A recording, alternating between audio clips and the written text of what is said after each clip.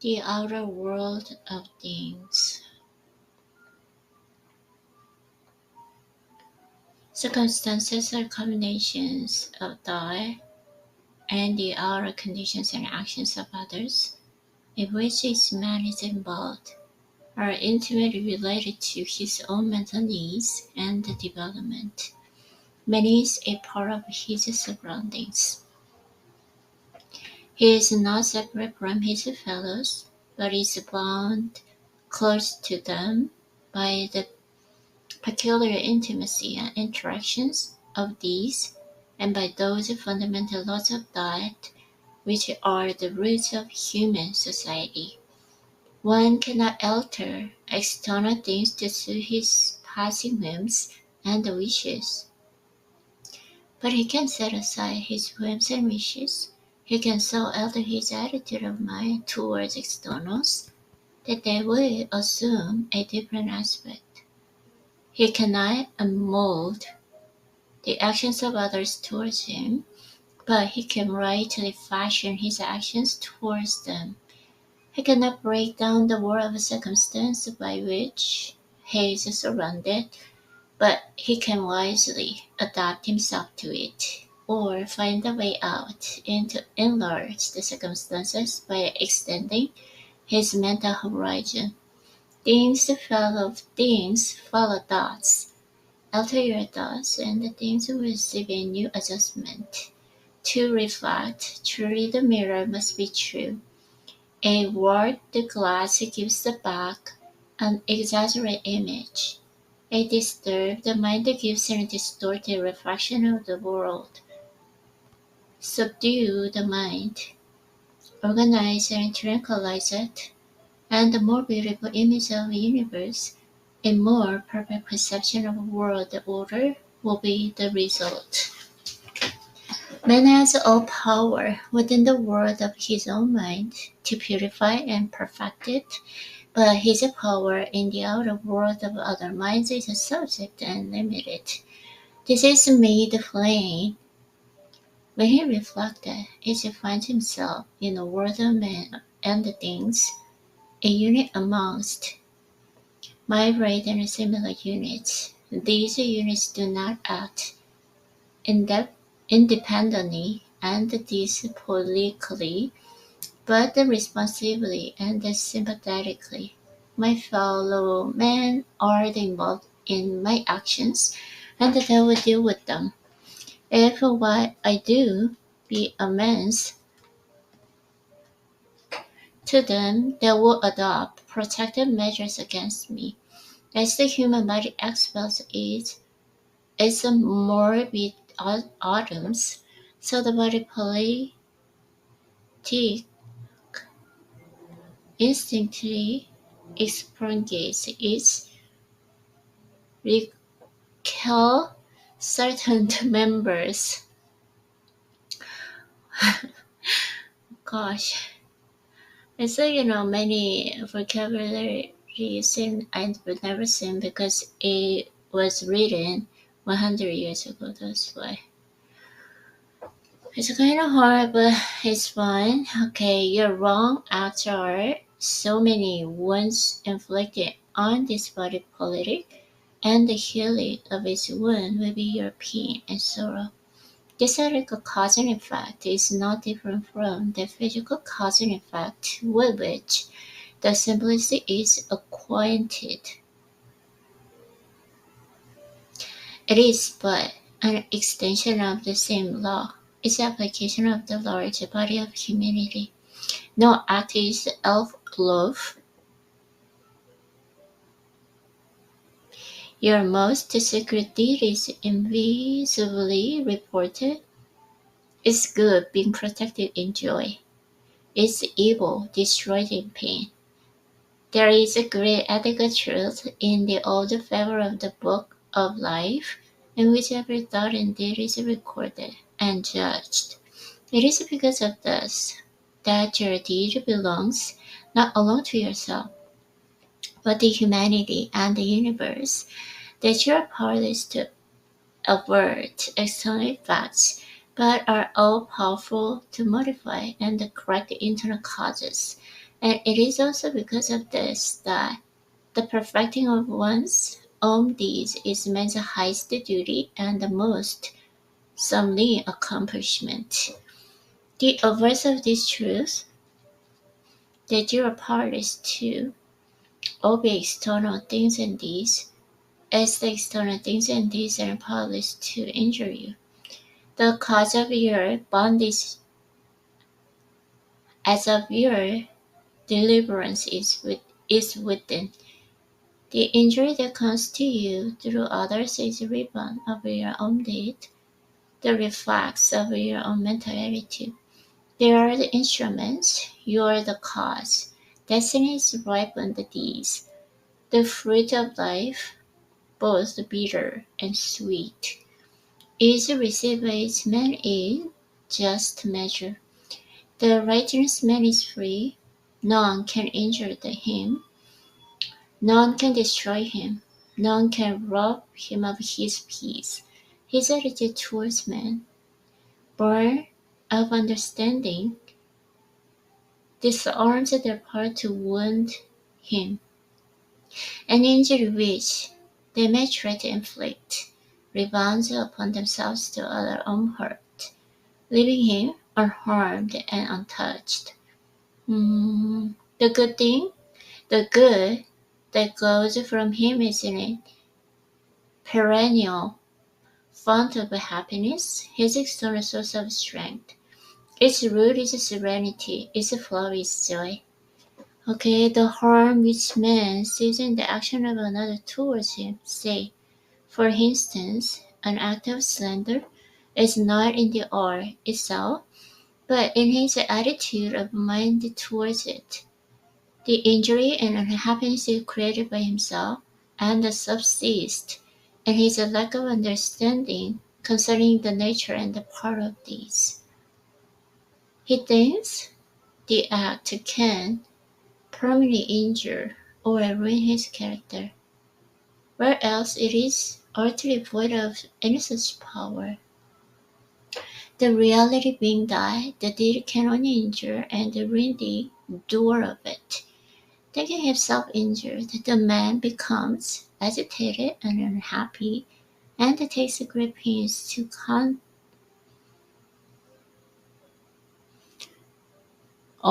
counteract the supposed harm to himself, and these very pains give the slander an appearance of truth, and aid rather than hinder it. All his agitation and unrest is created by his reception of the deed, and not actually by the deed itself. The righteous man has proved this by the fact that the same act has ceased to arouse in him any disturbance. He understands and therefore ignores it. It belongs to a sphere which he has ceased to inhabit, to a region of consciousness with which he has no longer any affinity. He does not receive the act into self, the thought of injury to himself being absent. He lives above the mental darkness in which such acts thrive, and they can no longer injure and disturb him. Then a boy can injure and divert the sun by throwing stones in it. It was to emphasize this that Buddha, to the end of his days, never ceased to tell his disciples that so long as the thought, I have been injured, or I have been cheated, or I have been insulted, could arise in a man's mind, he had not comprehended the truth. And it's with the conduct of others, so it is with external things. With the surroundings and circumstances in themselves, they are neither good nor bad. It is the mental attitude and the state of heart that makes them so. A man imagines he could do great things if he were not hampered by circumstances, by one of the money, one of time, one of influence, and one of the freedom from family ties. In reality, the man is not hindered by these things at all. He in his mind, ascribes to them a power which they do not possess, and he submits not to them, but to his opinion about them, that is, to a weak element in his nature. The real one that hampers him is the one of the right attitude of mind. When he regards his circumstances as spurs to his resources, when he sees that his so-called drawbacks are the very steps up which he is to mount successfully to his achievement, then his necessity gives birth to invention, and the hindrance and transformed into ace. The man is the all-important factor. If his mind be wholesome and rightly tuned, he would not whine and whimper over his circumstances, but will rise up and outgrow them.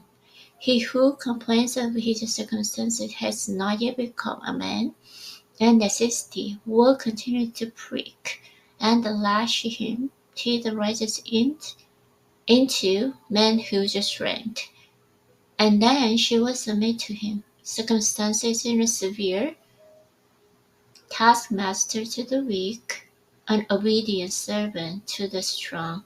It is not external things, but our thoughts about them that bind us and set us free. We forge our own chains and build our own dungeons, take ourselves in prisoners, or we lose our bonds, build our own places, or roam in freedom through all scenes and events. If I think that my surroundings are property by me, that thought will keep me bound. If I think that in my thought and life I can rise above my surroundings, that thought will liberate me. One should ask of his thoughts, are they leading to bondage or deliverance? And he should abandon thoughts that bind, and adopt thoughts that set free. If we fear our fellow men, fear opinion, poverty.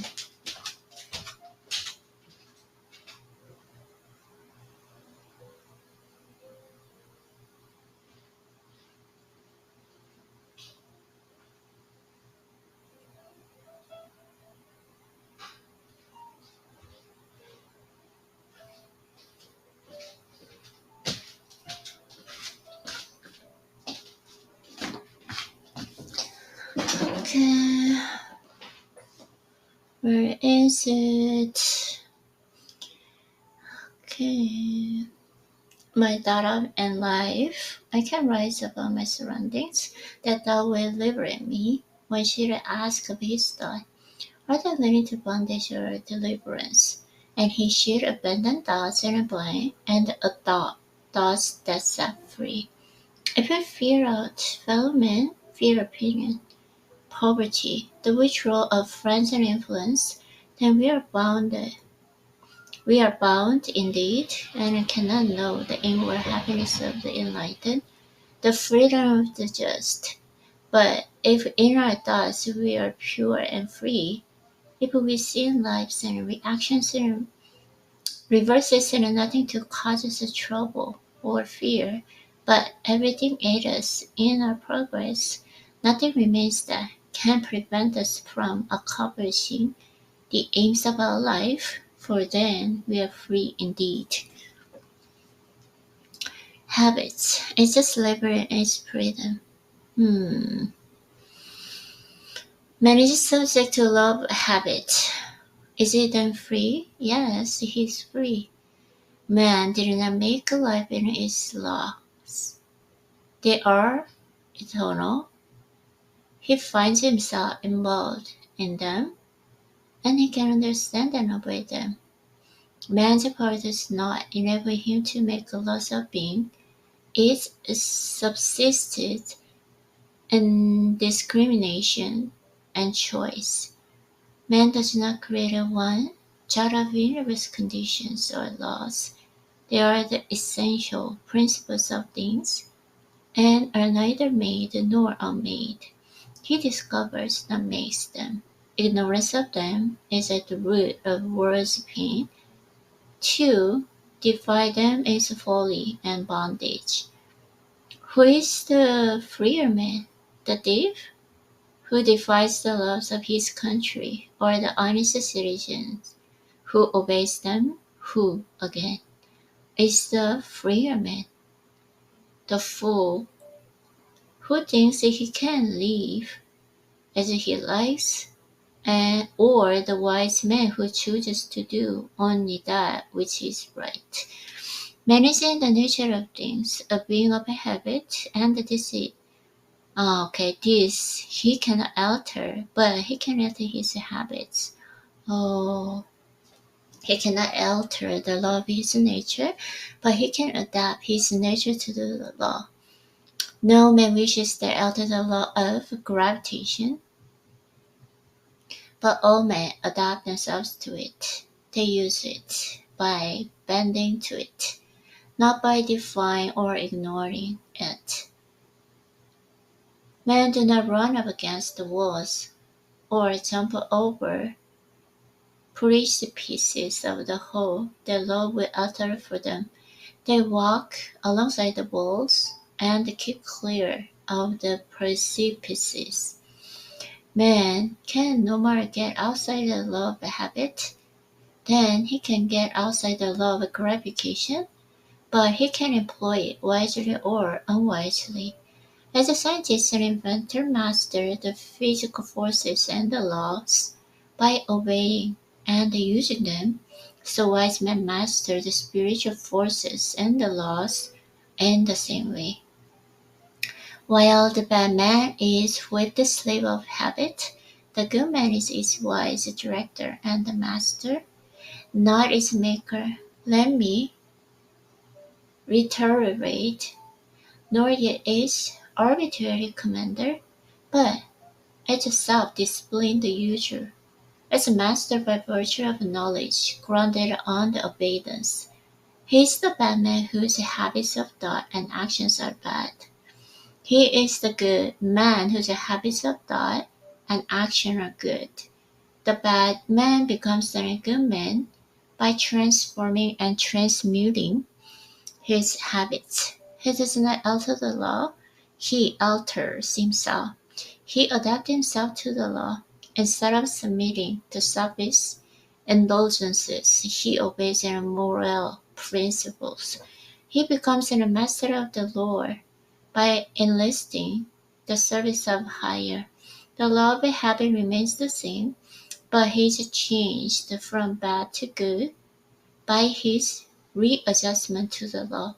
Habit is repetition. Man repeats the same thoughts, the same actions, and the same experiences over and over again until they are incorporated with his being, until they are built into his character as part of himself. Faculty is a fixed habit. Evolution is mental accumulation. Man today is the result of millions of repetitive thoughts and acts. He is not ready-made. He becomes, and is still becoming. His character is predetermined by his own choice. The thought, the act, which he chooses, that by habit he becomes. Thus each man is an accumulation of thoughts and deeds. The characteristics which he manifests instinctively and without effort to the lines of thought and action become, by long repetition, automatic, for it is the nature of a habit to become, at last, unconscious, to repeat, as it were, itself without any apparent choice or effort on the part of its possessor, and in due time it takes in such a complete possession of the individual as to appear to render his will powerless and carry-out it. This is the case with all habits, whether good or bad. When bad, the man is spoken of the being the victim of the bad habit or a vicious mind. When good, he is referred to as a habit by nature, a good disposition. All men are and will continue to be subject to their own habits, whether they be good or bad, that is, subject to their own reiterated and accumulated thoughts and deeds. Knowing this wise man chooses to subject himself to good habits, for such a service is joy, bliss, and freedom, while to become subject to bad habits is misery, wretchedness, and slavery. This love habit is beneficent, for while it enables a man to bind himself to the chains of slavish practices, it enables him to become so fixed in good courses as to them unconsciously, to instinctively do that which is right, without the restraint or exertion, and in perfect happiness and freedom. Observing this in automatism in life, many have denied the existence of will or freedom on man's part. They speak of him as being born, good or bad, and they regard him as a helpless instrument of blind forces. It is true that man is the instrument of mental forces, or to be more accurate, he is those forces, but they are not blind, and he can direct them and then redirect them into new channels.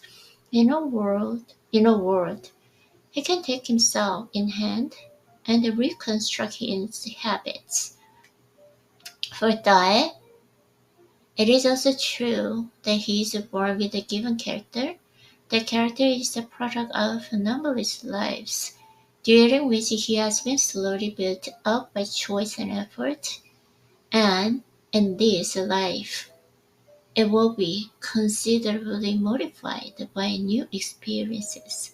No matter how apparently helpless a man has become under the tyranny of a bad habit or the bad characteristic, and both are essentially the same, he can, so long as sanity remains, break away from it and become free, replacing it by its opposite good habit, and when the good possesses him as the bad formerly did, there will be neither wish nor need to break from that, for its dominance will be perennial happiness and not perpetual misery.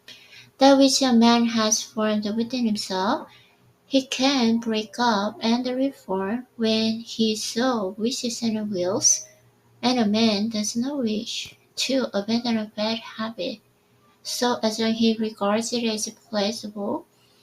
It is when it assumes a playful tyranny over him that he begins to look for a way of escape, and finally abandons the bad for the something better. The man is helplessly bound. The very law by which he has become a self-bound slave will enable him to become a self-emancipated master. To know this, he has but to act upon it, that is, to deliberately and strenuously abandon the old lines of thought and conduct, and diligently fashion new and better lines, that he may not accomplish this in a day, a week, a month, a year, or 5 years, should not dishearten and dismay him. Time is required for new repetitions and to become established, and the old ones to be broken up. But the law of habit is certain and infallible, and a line of effort patiently pursued and never abandoned is sure to be crowned with success. For if a bad condition, a mere negation, can become fixed and firm, how much more surely can a good condition, a positive principle, become established and powerful. A man is only powerless to overcome the wrong and the unhappy elements in himself, so long as he regards himself as powerless. If to the bad habit is added to the thought, I cannot.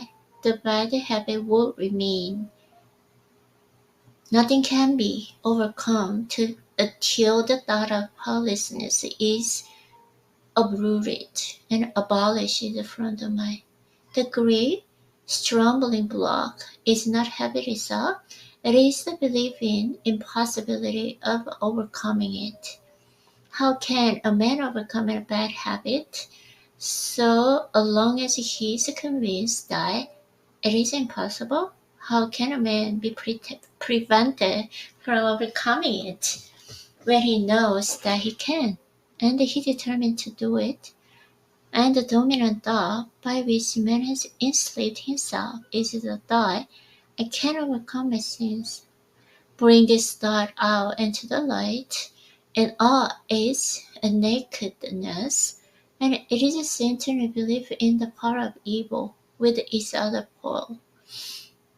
This belief in the power of good. For a man to say or believe that he cannot rise above wrong thinking and wrongdoing is to submit to evil, is to abandon and renounce good.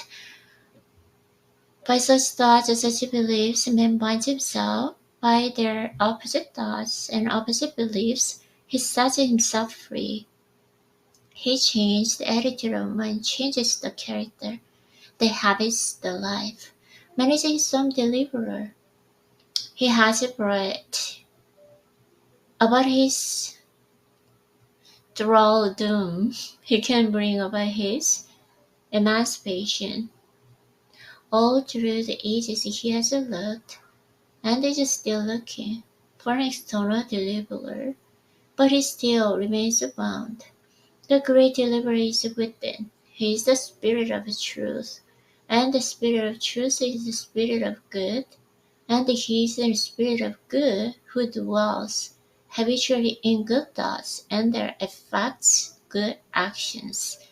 Man is not bounded by any power outside his own wrong thoughts, and free and frame and from this he can set himself free, and foremost he enslaving thoughts and from which he needs to be delivered, or I cannot rise. I cannot break away from bad habits. I cannot alter my nature. I cannot control and conquer myself. I cannot cease from sin. All these cannot have no existence in the things to which they submit. They exist only in thought. Such negations are bad thought habits which need to be eradicated, and in their places should be planted the positive I can, which should be tended developed until it becomes a powerful tree of habit, bearing the good and life-giving fruit of right and happy living. Habit binds us. Habit sets us free. Habit is primary in thought, secondary in deed. Turn the thought from the bad to good, and the deed will immediately follow. Persist in the bad, and it will bind you tighter and tighter. Persist in the good, and it will take you into ever widening space of freedom. He who loves his bondage, let him remain bound. He who thirsts for freedom, let it come and be set free.